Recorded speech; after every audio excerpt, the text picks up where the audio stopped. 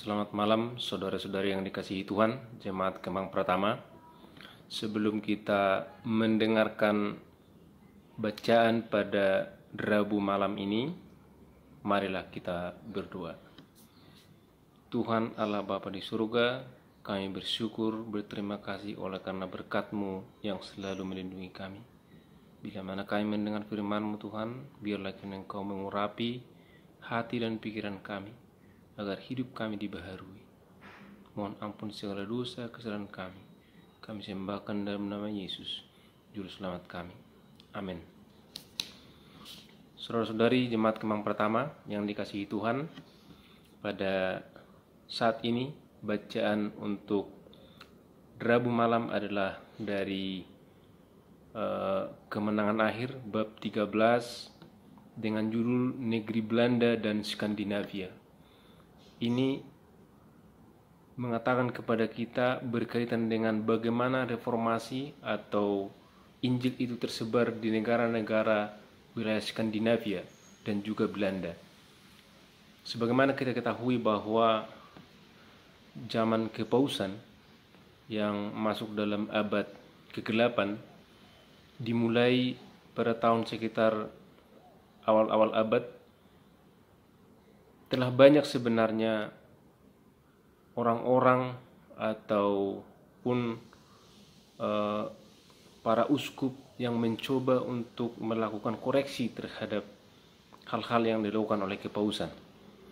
Ratusan tahun sebelum Martin Luther memberikan reformasi kepada kepausan, sudah banyak orang-orang yang melakukan koreksi, dan dari abad ke abad ini semakin banyak orang melakukan koreksi, semakin hebat pula ya penganiayaan yang dilakukan oleh kepausan.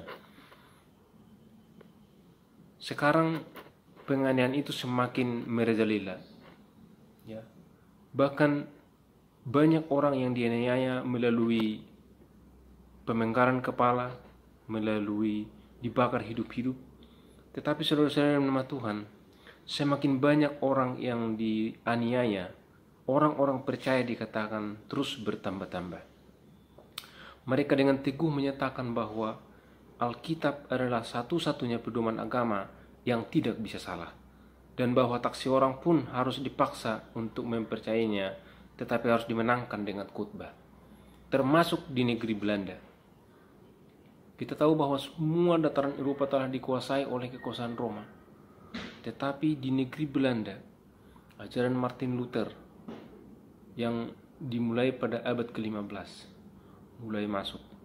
Ada seorang yang bernama Menno Simons, ya, di salah satu provinsi di negeri Belanda.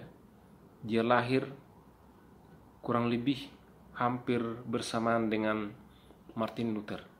Dia adalah seorang Katolik Roma, ya. Dikatakan di sini seorang Katolik Roma yang terdidik, diurapi pada keimamatan. Tetapi pada akhirnya Menno mengundurkan diri dari gereja Roma dan membaktikan hidupnya kepada pengajaran kebenaran yang telah diterimanya. Dia bekerja dengan bersemangat, ya. Selama 25 tahun dikatakan ia bersama istrinya dan anak-anaknya mengembara, menanggung kesulitan yang besar. Secara alamiah memang dia pandai berbicara, mempunyai integritas, kehidupannya, imannya tidak pernah goyah. Ya. Doktrin yang dibaharui itu lebih banyak diterima di negeri Belanda daripada di negara manapun, dikatakan di sini. Sebagaimana kita ketahui di negara Jerman, ya, Charles V melarang pembaruan, dan dengan gembira mereka membunuh para pengikut ajaran Luther di tiang gantungan. Ya. Kemudian dikatakan laki-laki dibunuh dengan pedang, para wanita dikubur hidup-hidup. Ada ribuan orang binasa di bawah pemerintahan Charles dan Philip. Ya. Pada suatu waktu ada satu keluarga dibawa ke hadapan hakim-hakim pemeriksa. Ya. Kemudian di depan anak-anak mereka, seorang ayah dan anak-anaknya yang lain dihukum mati di tiang gantungan. Ya. Tetapi yang kita tahu, ya, pada saat sang suami dibakar atau digantung, para istrinya juga di sampingnya memberikan semangat, mendukung kepercayaan suaminya agar tetap tidak goyah. Di dalam tulisan Tertullian yang berjudul Apologiae, alinea ke-50 dikatakan, penganiayaan menambah jumlah orang-orang yang bersaksi bagi kebenaran. Ya. Tahun demi tahun, raja semakin gusar oleh tekad orang-orang yang tak tertentukan itu, lalu berusaha meningkatkan usahanya yang kejam, tetapi hasilnya dikatakan sia-sia. Bagaimana dengan di Jerman? Ya, seorang yang bernama Tausen dikatakan di sini sebagai sang pembaharu Denmark. Ya, mohon maaf saya ulangi, di Denmark. Dia adalah seorang anak petani. Sejak kecil dikatakan ia sudah menunjukkan intelektual yang keras. Ia haus akan pendidikan, tetapi keinginannya ini tidak dipenuhi oleh karena keadaan orang tuanya. Kemudian ia memasuki sebuah biara. Di sini kemudian hidupnya dengan kemajuan dan kesetiaan menjadikannya disenangi oleh atasannya.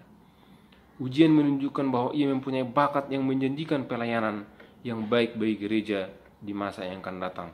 Kemudian dia diputuskan untuk menyekolahkannya di salah satu universitas di Jerman atau di Nederland.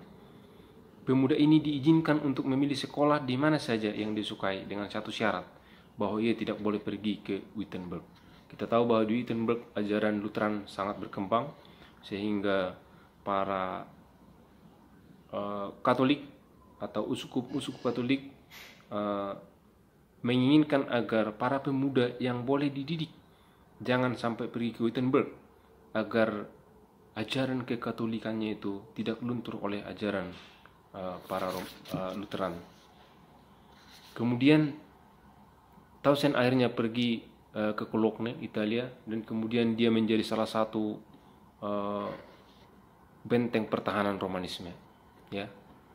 Tetapi begitu dia sampai di sana, di situ ia melihat bahwa dia cukup muak dengan ilmu mistik para pengajar. Kira-kira pada waktu yang sama ia mendapat tulisan-tulisan yang diajarkan oleh Luther, dan dia sangat senang membacanya. Dia merasa mendapat pengajaran yang membaharui pribadinya. Sekembalinya ke Denmark, kembali ke biaranya, tak seorang pun yang tahu bahwa ia telah menjadi pengikut Lutheranisme. Kemudian ia mengajarkan kepada banyak orang hal-hal yang telah dia pelajari mengenai Lutheranisme, dan segera para biarawan tahu bahwa dia telah menjadi seorang yang bidat, dikatakan di sini, ya, memberontak terhadap pengajaran Katolik Roma. Tetapi apa yang terjadi bahwa pada saat dia dimasukkan kepada penjara, segera para biarawan yang lain juga banyak yang bertobat mengikuti dia, ya, sehingga pada akhirnya kerajaan memberikan dekrit, ya, bahwa perlindungan kepada guru-guru doktrin baru termasuk Tausen ini dikeluarkan. Kemudian Tausen berkhotbah, gereja-gereja dibuka, banyak orang berduyun-duyun datang mendengarkan ajarannya. Usaha-usaha yang dilakukan oleh para pengikut Paus dikatakan bahwa usaha-usaha Paus itu mengalami kegagalan. Justru penganiayaan yang dilakukan oleh pengikut kepausan justru meluaskan pekabaran Injil itu. Kemudian bagaimana dengan di Swedia? Ya, para pemuda yang telah datang ke Wittenberg dari Swedia kemudian kembali ke kampungnya, mereka membawa pembaharuan yang luar biasa. Dikatakan di sini ada 2 orang pembaharu di Swedia, 2 orang bersaudara, Olaf dan Laurentius Petri. Hidup di antara 1499 sampai 1573, hampir bersamaan dengan Tausen, hampir bersamaan dengan pembaharu di Belanda dan juga dengan Martin Luther. Dia adalah anak seorang pandai besi yang belajar dari Luther dan Melanchthon, dan kebenaran yang telah mereka pelajari mereka ajarkan dengan rajin. Sebagaimana pembaharu yang lain, Olaf membangunkan orang-orang dengan semangatnya dan kemahirannya berbicara. Saudara-saudari nama Tuhan, bahwa dikatakan di sini, di bawah kekuasaan Roma, rakyat tenggelam dalam kemiskinan dan dihempaskan dalam penindasan. Mereka buta akan Alkitab dan mereka buta akan firman yang sebenarnya. Kemudian timbul pertentangan di hadapan raja dan orang-orang terkemuka Swedia. Olaf Petri dengan kemampuan besar berbicaranya mempertahankan ajaran-ajaran dan iman yang dibaharui itu melawan jago-jago Romawi. Sampai dia mengatakan demikian. Dia mengutip dari Yohanes 7:16, dikatakan, "Ajaranku tidak berasal dari diriku sendiri, tetapi dari Dia yang mengutus aku." Dia mengutip kata-kata Yesus. Dan Rasul Paulus menyatakan bahwa kalaulah ia memberitakan Injil yang lain selain dari yang sudah diterima, terkutuklah dia. Galatia 1:4. Dia menyindir ajaran-ajaran Romawi. Dia mengatakan, jadi bagaimana sekarang?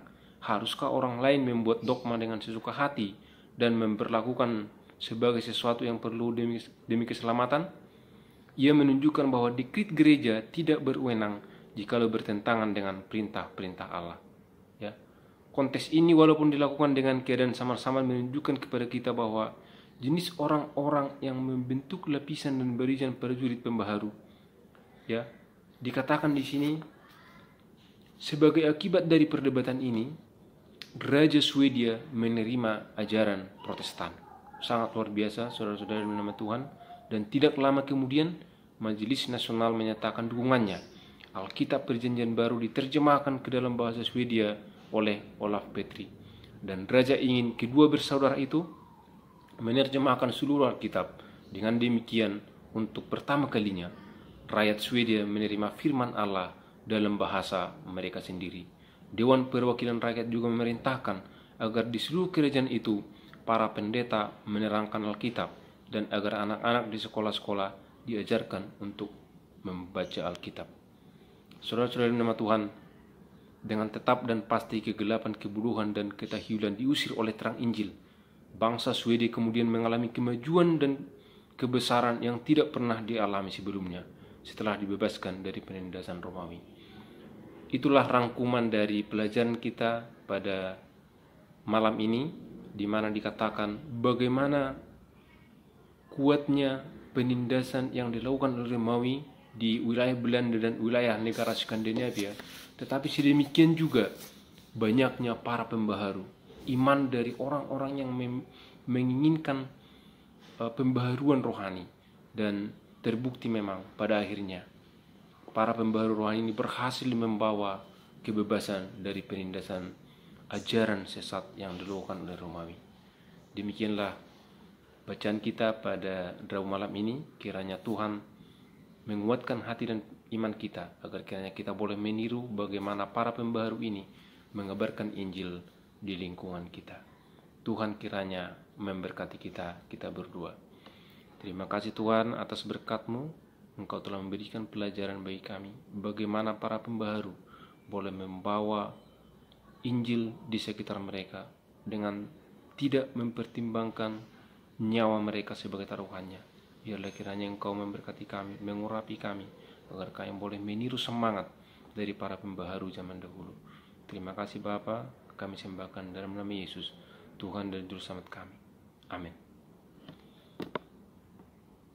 Terima kasih Anda telah menyaksikan video yang telah disediakan oleh Departemen Komunikasi Gereja Masih Advent Hari ke-7 Kawang Pertama. Jika Anda menyukai video ini, silakan like dan subscribe YouTube channel kami, karena subscribe itu gratis. Tuhan memberkati.